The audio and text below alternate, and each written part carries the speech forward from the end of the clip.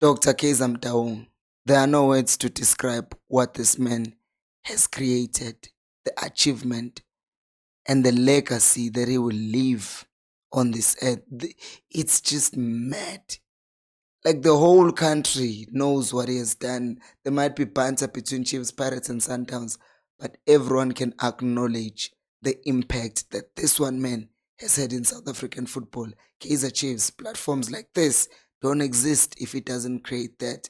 And the fact that it's not just about winning, but it just, I don't know what it is about. There's something special about Kaizer Chiefs, and he's the one who created that. And right now, today, we are celebrating him.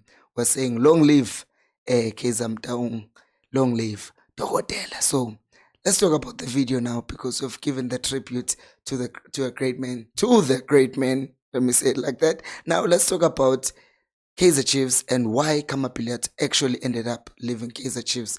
And it's not actually what we initially thought, right? What we thought, the reason why we thought he left was because, oh, hey, he did not want to take a salary cut. He was moving from 800,000 to 200,000. As it turns out, the man was just feeling too much pressure, right? The pressure was just there on him. And it's not funny. I'm just, in hindsight now, I'm laughing because you're thinking of what he's doing now for his country as well. They just beat Namibia in back-to-back fixtures, and he was very much involved in those games, and he's doing well in his country. Some people might be looking at him and thinking, hey, you fell off, because we like celebrating people's downfalls for some reason. But he is in a good place. He's in a good place as long as he's happy. He's in his home country and he's finding peace with everything, because you must also think about it. As much as we sit here and we say, for example, I was talking about how Chiefs took a risk by signing Bongani Sam. That anxiety that I feel that Bongani Sam might get injured when it comes to Kaizer Chiefs is the same anxiety that the player actually feels that, oh no, I'm going to get injured. And those things take a toll. And when you're getting injured and people are blaming you for the injury, because people were calling Khama, they were calling Udoli a salary thief. And those things got to these players. And I know some of them delete social media, but some of these things get to them, and all of this pressure and everything got to him somehow, and he just wanted none of that anymore. And yes, I know people will say, oh, Mpelo, but these people are getting paid a lot of money. Being paid a lot of money does not justify being abused, right? It wouldn't be nice if your boss was shouting at you every day just because you are getting X amount of money. You are getting paid because of your ability. You're not being paid because it's a favor. If Chiefs did not want him, they shouldn't have paid that much money. He asked for it because he knows how much he's worth. They paid it because they think, yes, that is exactly how much you are worth. We see right now, Chiefs, they see some players who, teams rather, who want exuberant amounts of money, but they're not paying that money because they don't believe that their players worth that much. But if they think Khama is worth 800,000 or however much he was earning, then that's on Chiefs. We can't be saying a player is a salary thief. So I think we should also just be careful even going forward, because at the end of the day, these are people that we're talking about. Now, we're also going to talk about Itumela and Khune, but before we talk about that, you can hear my voice is gone from going to Bloemfontein and just being outside in that cold wind for 3 hours, traveling by bus and coming back by bus. So I decided to go to know this thing is making me sick. It's just causing imbalance in my life until a time whereby I can afford to go to every game safely away from home and not get sick, because it ends up messing up with my actual job. And you know, I'm not going to go to games anymore except the home games, right? Number one. But number two, the important thing is that I thought, how can I still get you guys involved in this whole thing of, this is where fans meet and talk about Kaizer Chiefs, Khosi. So I thought, okay, people can record their own videos reacting to the game, right? So after the game, you record a video, a 3 to 5 minute video. You say your name, you tell us what you thought of the game, and then you will use a file sharing app which is called WeTransfer. It's a website. I will put a link to WeTransfer, and if you want to test how that works, you can actually do it even today.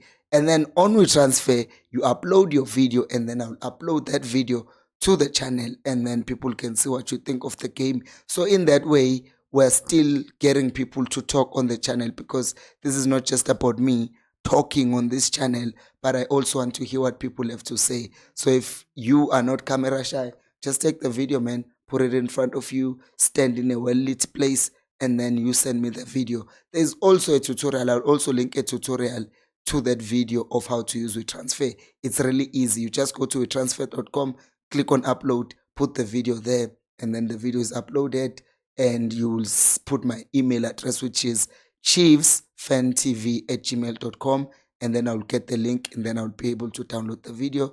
Then boom, then you're on YouTube, and the next thing you know, maybe people like you, and maybe what happens is we end up having you as a regular on the channel. So if you're interested in that, let me know on the comments, because I said it yesterday and no one said anything about it. So if y'all are not interested, then I can take away that option and then just have specific people. But I also want to find people who are interested in doing this and can send videos.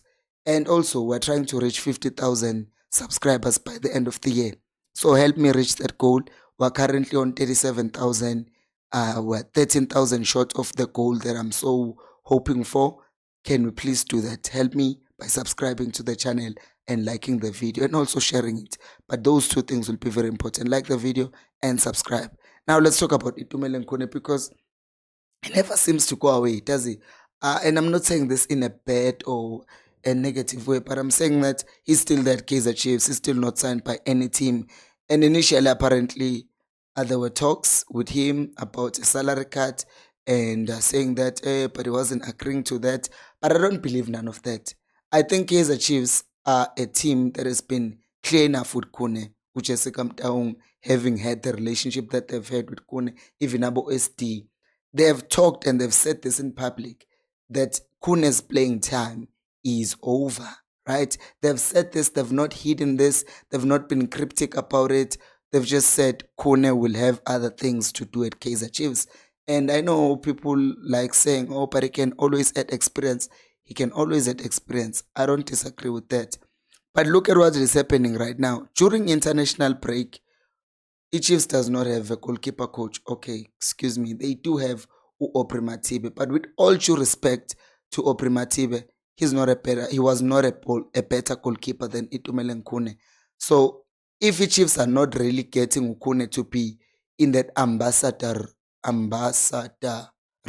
role, right, to be an ambassador for Kaizer Chiefs, then he can just be a goalkeeper coach second to Muzoki. Yes, he can work with the development players, because we need more Itumeleng Khunes coming from the development, right? And then if Muzuki is out on international duty, who's left with them? It's Itumeleng Khune. So I do think that there is still a place for Itumeleng Khune at Kaizer Chiefs, but I don't think it's the playing side of things. But what do you think about all of this? Do you think that Khune should just continue to be an ambassador, or should be an ambassador for Chiefs, or do you think they should actually give him an actual playing contract? Do let me know down in the comment section below.